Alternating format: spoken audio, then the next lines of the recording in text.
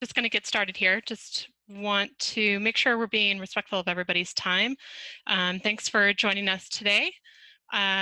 We are talking about getting new and repeat business on autopilot with email marketing. So we are going to just jump right in here.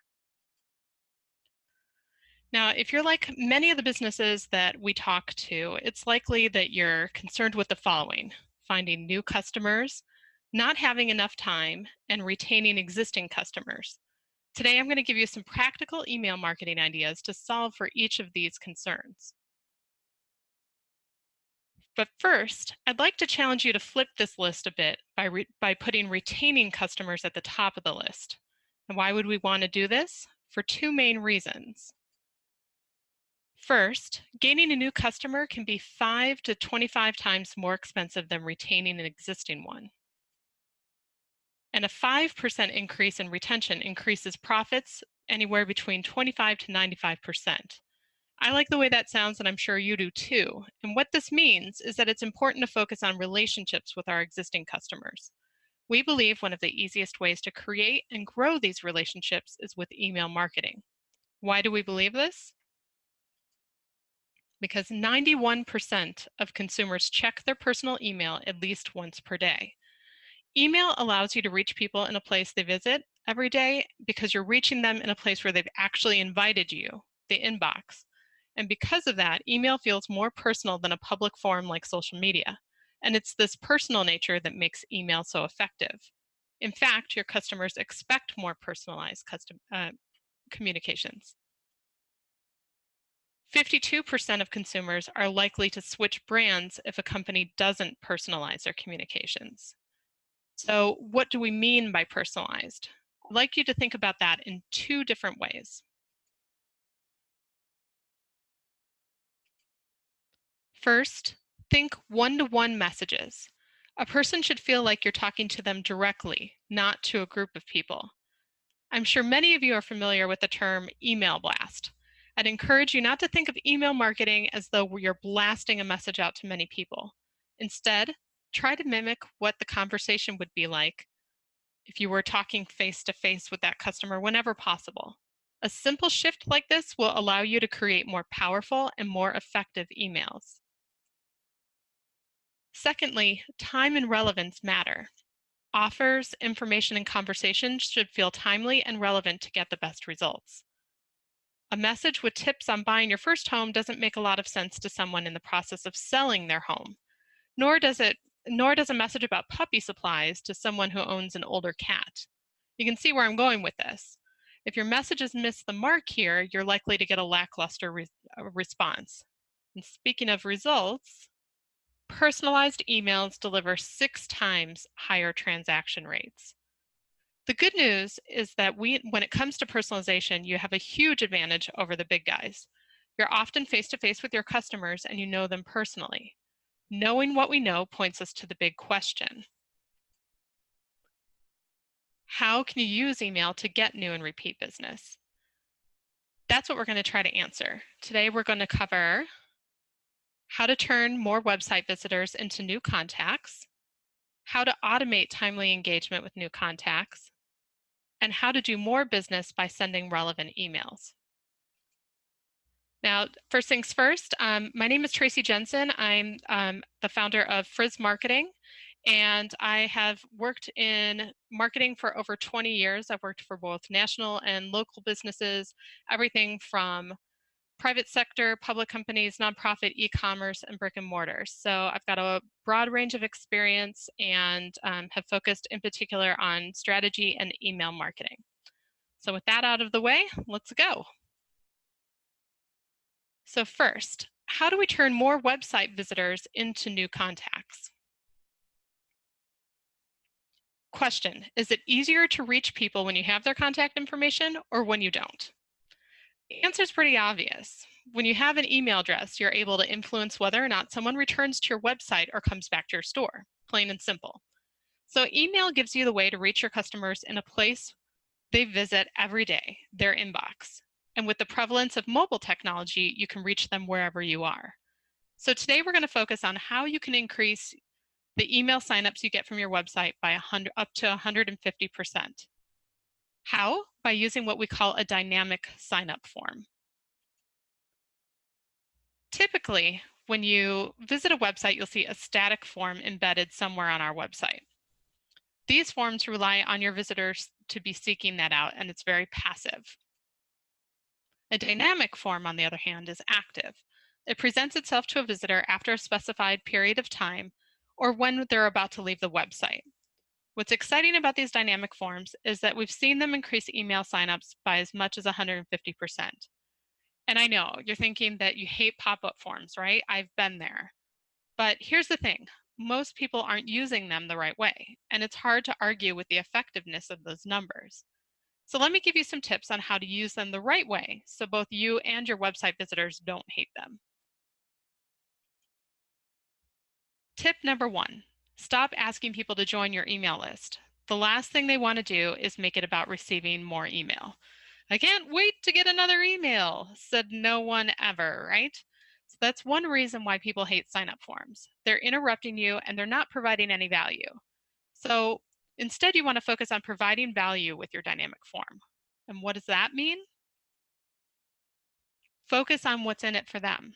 We asked consumers why they subscribe to email lists, and this is what they told us: to receive promotions or discounts, to receive exclusive content, and to show support for an organization. So what you want to do is frame how you ask for email addresses by offering something that feels valuable to them. Make sense? Let's look at some examples. Here's a dynamic form from Southside Cycling. Notice that they're not asking people to join their email list. Instead, they're highlighting what people will get in exchange for their email address, which in this case is 15% off their first purchase. The description goes on to highlight the exclusive access to discounts and resources they'll receive in the future. So maybe something like this would make sense for your business. Let's look at another example. Here's a dynamic form from French Consulting. Now notice that they're not just asking people to sign up to get an email, they're asking them to sign up to get a free consultation. The form also lets them know that they'll receive future emails with exclusive content to help them market their business. Is there something that you can offer people in exchange for their email address? Perhaps an ebook, a white paper, or a step-by-step guide? Here's one more example. In this dynamic form from Hearts and Tails, it's all about getting a free adoption guide. So they're going to guide people through the adoption process to find the right dog. And then they let people know that they'll get a monthly email to learn about their animals, events, and volunteer opportunities so that they can find more homes for more animals. So they're providing a valuable resource for new contacts, and they are also letting those people help them reach their organizational goals. As a nonprofit, how would you entice people to give their email address? Now, these are just a few examples to get you thinking, but really you can use any of these ideas and adjust them for your needs. When you use a dynamic form in combination with these types of offers, you're not just interrupting your website visitors, you're presenting them with an opportunity that they may find valuable. And again, these forms increase signups as much as 150%. So let's recap. You'll do more business if you have an email address. Dynamic forms increase signups by up to 150%, and you want to focus on what's in it for your contacts when they're signing up. Now, once people have joined your list, how do you take advantage of this highly engaged time?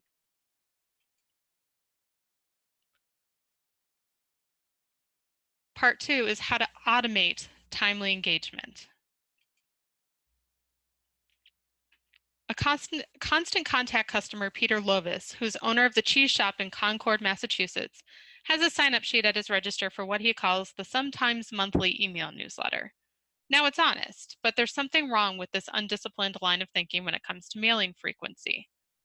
Let's imagine a likely scenario, and it may be one that you're familiar with.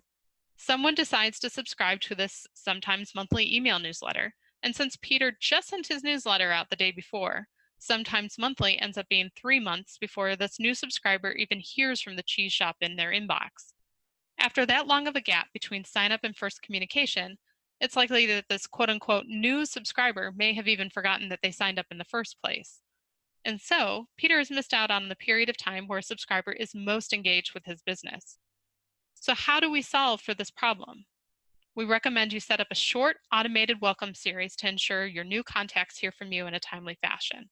Let's take a look. In addition to saving time, automated welcome emails have been known to generate 320% more revenue per email versus regular promotional emails. And 77% of automation users see an increase in conversion by using automation. You may think that getting started with email automation is difficult or time consuming, but guess what? We're here to show you how email automation can make your communication easier and more efficient. Today, we're going to provide guidance so you can reach your contacts with more timely and relevant emails for better results. Now, as I mentioned, when someone signs up for your email list, it's the time when a new contact is highly engaged with your business. So you want to make sure you take advantage of this. To do this, we recommend using 2 emails in a welcome series. The first is the welcome email. Open rates for a welcome email average around 50% compared to 16% average for regular emails. Your new contact should receive this email immediately after they sign up. Its purpose is to fill on the offer you entice them with to sign up with and welcome them to your email list. Then you can set some expectations for what they'll receive from you in the future. This is your chance to make a great first impression as it's the first communication a subscriber will receive from you. At this point, your contact is feeling good about their experience with you. And so around 2 days later, you'll want to follow up with what we call an invitation to connect. So this is the second email that they're going to receive. And as I mentioned, you can send this email a couple days after the welcome. The purpose is to get them to connect with you in other platforms. So if you have an active social media profile, this is where you can invite them to connect with you there. Why would you want to have our contacts connect with us on social media? One reason is that you have more opportunities to stay top of mind with your contacts beyond the inbox. The other reason is that if your contacts engage with you on social media, that engagement increases your exposure to their connections, who are also likely to make good prospects for your business or organization. In addition to your social media channels, you'll also want to provide the other information they need in order to get in touch with you. This means information like your phone number, email address, physical address if you have one, and if it's relevant, include your store hours. Let's take a look at another example. So for a business-to-business sample, we have French consulting. Someone uses a dynamic form on their website to get their offer, in this case, a free consultation. The first email delivers on what that offer was by allowing them to schedule their free consultation, welcomes them as a new subscriber, and sets expectations on future emails. Email 2 invites the contact to connect with them on social media to quote unquote get the full experience. By connecting on social media, their clients will stay up to date on recent developments in the industry and get marketing tips and tricks. This helps French consulting to build their social networks and gets more exposure for the business. They also include other contact information so people know how to get in touch with them. Let's take a look at one more example. Here's our nonprofit Hearts and Tails Animal Rescue. The dynamic form on their website offered a free adoption guide when people sign up. So you know what happens, right? The first email delivers the asset by providing a clickable button to a PDF of the adoption guide, welcomes the new contact, and lets them know how valuable their support is to the organization, while still setting expectations for future emails. What does the second email do? It asks the new contact to share the love and connect with them on social media, because the more people that like their social pages, the more the word will spread about their organization. And there's the nonprofit's contact information along with a button to donate. So hopefully you can see how this welcome series can help you start relationships that are so important for your business or nonprofit. So let's recap. Timely engagement matters. Automate the process to build relationships and increase likelihood of sales. Use a simple welcome series. And the first email should deliver on your offer and welcome your contact. The second email should invite the contact to connect with you. Then what happens in the future? That moves us to part 3, how we do more business by sending relevant emails. Now, as we said earlier, 77% of automation users see an increase in conversions. So one way that we can be in touch in using automation is by using date-based birthday and anniversary emails. These are automatically sent around a specific date that's associated with each of your contacts. A birthday email can be triggered to send each year on or before that birthday to make them feel special. Open rates in these are around the 34% range, which is more than double the average rate of your regular emails at 16%. Anniversary emails work the same way and can be used to celebrate an annual milestone or even a yearly reminder of some sort. Birthday and anniversary emails are a great way to nurture relationships on a more personal level by recognizing and rewarding people on special days. We'll talk about these types of automated emails in more detail throughout the session.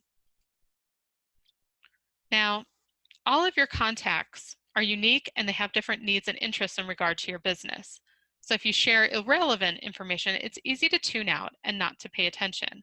We've also mentioned how important timeliness is when it comes to your marketing. If your contact isn't ready for the information you want to share, it's also going to fall on deaf ears. But what if I told you you could ensure that you're sending timely and relevant emails to the right people at the right time, increasing the effectiveness of your messages, and still you can automate much of the process, saving you time? How would we do that? There are two main types of automated emails in Constant Contact. The first type is an automated email series which sends emails when a certain action takes place. You can choose from one of 4 triggers to initiate an email to send. The triggers are when a contact opens an email, clicks on any link, clicks on a specific link, or a contact joins a list. A series can include multiple emails to onboard new customers or even engage existing customers in a variety of ways. You'll have the ability to provide information that will encourage them to make a purchase or get involved with your organization. You can create a series of emails to help achieve that specific goal. The first thing we want to do is find an interested audience within your existing contacts. To do this, we're going to use click segmentation and automation together. Click segmentation automatically categorizes your contacts into a list based on a contact's expressed interest in email engagement. Here's an example. Southside Cycling knows that people who are part of their cycling club end up spending more than those who haven't joined. So Southside Cycling sends an email about the club to their general interest list. They send this email with the goal of allowing people who may be interested in the club to self-segment themselves into a cycling club prospect list by clicking on a link to find out more. So once a contact clicks on the link, they're taken to a page with more information. Behind the scenes, click segmentation adds these clickers to the cycling club prospect list, which triggers automation to send timely and relevant follow-up information. In this scenario, the contact receives 3 emails at varying frequency, highlighting an aspect of the club and enticing contacts to join. The first email highlights the reasons why they should join the club. The second introduces another unique aspect, in this case, the club leader. And the third shares some photos from the other club members to invoke a fear of missing out. What you've just seen here is someone showing interest and then automatically receiving timely and relevant information. And once you set it up, it continues to work on autopilot. It's based on when someone clicks the link to get added to the list with automation attached.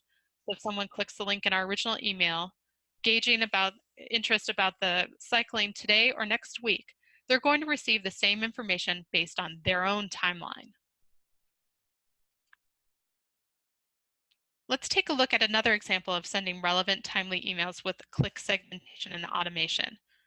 Here's an email from our marketing consultants, French Consulting. In this case, they sent an email to gauge interest in their website design service.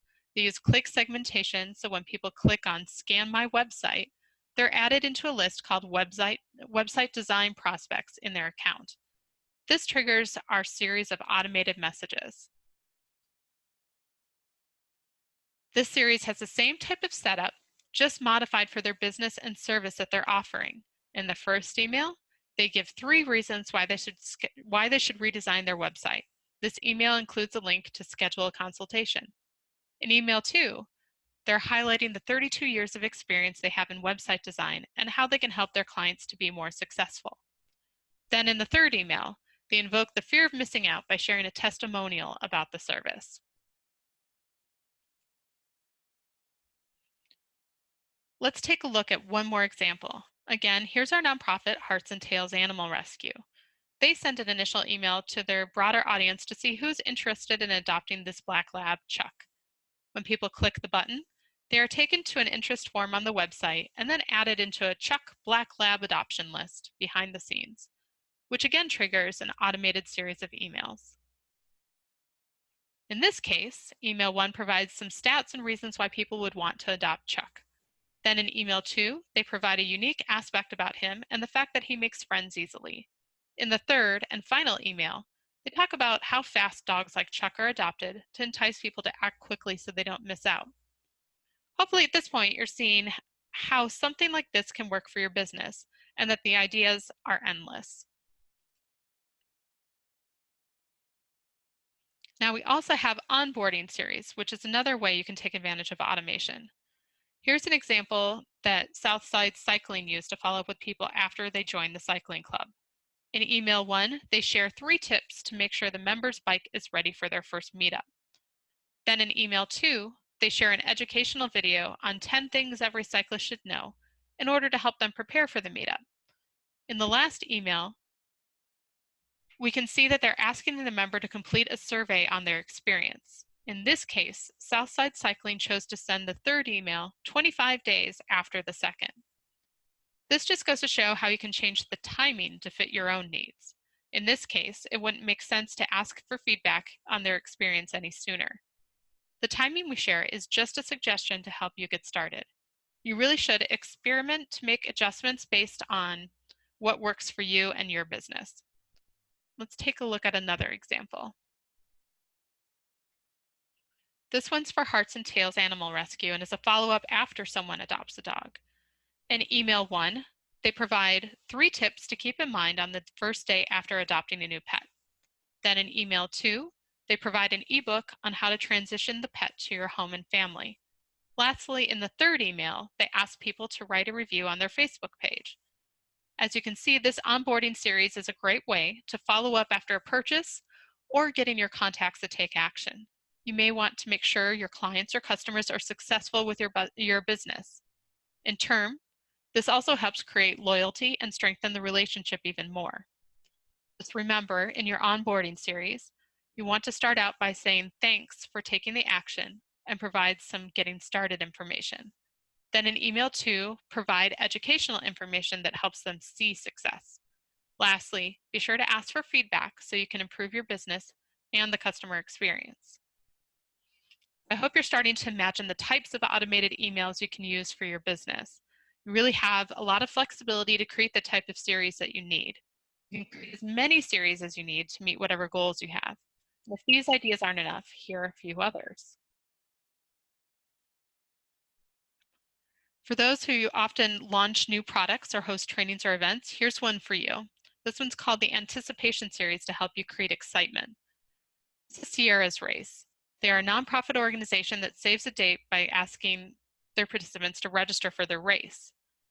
They enabled a click trigger so that when they select yes on their email and set up to receive an automated series with information for training for the road race, the anatomy of a good running shoe, and prizes that they'd have a chance to win by attending the race.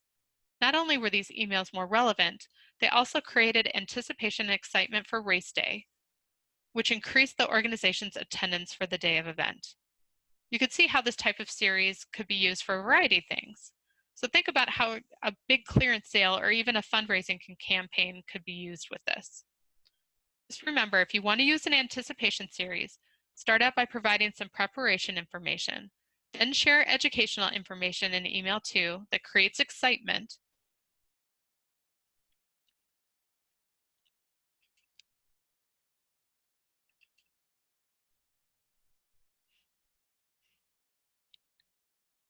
And then I've got another idea here in terms of another type of series that you can set up. There's also the best content series. Now, this is something that if you've been updating your company blog regularly, you may have a lot of great timeless content out there that doesn't get a lot of views that it once did. Consider repurposing this content into an automated series for newer customers who haven't seen it yet. This is a great way to get more from the content you create while also building stronger relationships with customers and prospects. There's a few things you'll want to keep in mind. Go through and make sure your posts are still relevant and up to date. Make sure the sequence also builds upon ideas and that there's enough variety to be as engaging as possible. Depending on your business or nonprofit, you can choose a timeline that works best for you. If you're sending the welcome series, try sending the first email of your best content series 1 week after sign up and then send the others every 3 days. This is just another great idea to get you thinking about automated emails and how you can use that to engage your contacts. So let's review what we've talked about here today. You want to gauge interest from contacts, create triggers and interest lists, automate relevant follow-up emails, use dynamic forms to increase your signups, engage with new contacts as a welcome series, use click segmentation automation to send timely, relevant content, and by following these ideas I gave you here today, you'll be able to better retain your existing customers, find new customers, and save yourself precious time.